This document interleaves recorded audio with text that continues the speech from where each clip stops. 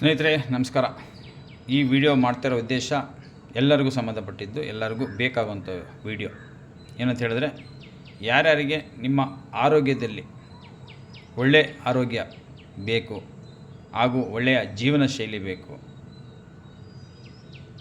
ಹಾಗೂ ಒಳ್ಳೆಯ ವಿಚಾರ, ಒಳ್ಳೆಯ ಭಾವನೆ, ಒಳ್ಳೆಯ ಆ್ಯಟಿಟ್ಯೂಡು, ಈ ಥರ ಯಾರ್ಯಾರಿಗೆ ಬೇಕು ಅಂತ ಅನಿಸ್ತವರು ನನಗೆ ಪರ್ಸ್ನಲಾಗಿ ಮೆಸೇಜ್ ಮಾಡಿದ್ರೆ ನಾನು ನಿಮ್ಮನ್ನ ಭೇಟಿ ಮಾಡ್ತೀನಿ.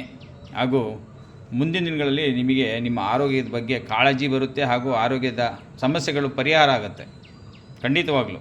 ಯಾಕಂದರೆ ನಾನು ಸುಮಾರು 3 ತಿಂಗಳಿಂದ ಮಾಡಿದಂಥ ಪ್ರಯತ್ನದಿಂದ ನನಗೆ ಆದಂಥ ಏನು ಮಧುಮೇಹ, ಸಕ್ಕರೆ ಕಾಯಿಲೆ ಈಗ ನಾರ್ಮಲ್ ಮಾಡ್ಕೊಂಡಿದ್ದೀನಿ, ರಿವರ್ಸ್ ಮಾಡ್ಕೊಂಡಿದ್ದೀನಿ. ನನ್ನ ಸಕ್ಕರೆ ಕಾಯಿಲೆ ಇತ್ತು, ರಿವರ್ಸ್ ಮಾಡ್ಕೊಂಡಿದ್ದೀನಿ.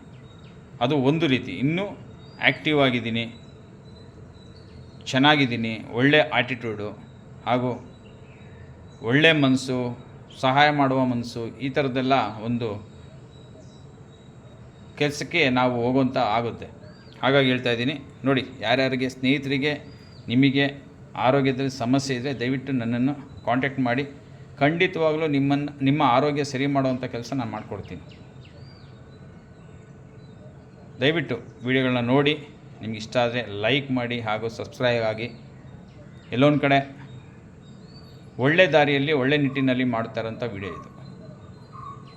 ನಾನು ಕೇಳ್ಕೊಳ್ಳೋದಿಷ್ಟೇ, ಎಲ್ಲರೂ ಅಷ್ಟೇ ಅವರವರ ಆರೋಗ್ಯ, ಅವರವರ ಲೈಫ್ ಸ್ಟೈಲು ಎಲ್ಲನೂ ಒಳ್ಳೆ ರೀತಿಯಲ್ಲಿ ನಡೆಯೋಕ್ಕೆ ಎಲ್ಲರೂ ಇಷ್ಟಪಡ್ತಾರೆ. ಆದರೆ ನಾವು ಹೋಗೋ ದಾರಿ ವೆರಿ ಇಂಪಾರ್ಟೆಂಟ್ ಇರುತ್ತೆ. ಹೋಗೋ ದಾರಿ ಕರೆಕ್ಟಾಗಿಲ್ಲ ಅಂದರೆ ಯಾವುದೂ ಏನು ಮಾಡೋಕ್ಕಾಗಲ್ಲ. ಎಲ್ಲದಕ್ಕೂ ಒಂದು ಪರಿಶ್ರಮ ಅನ್ನೋದು ಬೇಕು, ಒಂದು ಪ್ಲ್ಯಾನಿಂಗ್ ಇರಬೇಕು.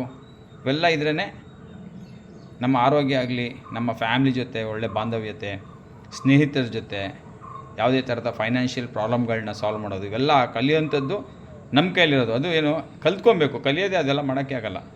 ಯಾವುದೋ ಒಂದೇ ಒಂದು ಕಲಿತ್ರೆ ಎಲ್ಲನೂ ಕಳ್ಕೊಂಡ್ಬಿಡ್ತೀವಿ. ಯಾವಾಗಲೂ ಅಷ್ಟೇ, ಹೊಟ್ಟೆಗೆ ಒಳ್ಳೆ ಊಟ ಇದ್ದರೆ ಬುದ್ಧಿ ಚೆನ್ನಾಗಿರುತ್ತೆ, ಬುದ್ಧಿ ಚೆನ್ನಾಗಿದ್ದರೆ ಆರೋಗ್ಯನೂ ಚೆನ್ನಾಗಿರುತ್ತೆ, ಆರೋಗ್ಯ ಚೆನ್ನಾಗಿದ್ದರೆ ಫ್ಯಾಮ್ಲಿ ಜೊತೆ ಎಲ್ಲರೂ ಚೆನ್ನಾಗಿರ್ತೀವಿ. ಇದು ಮೇಯ್ನ್ ಥೀಮು.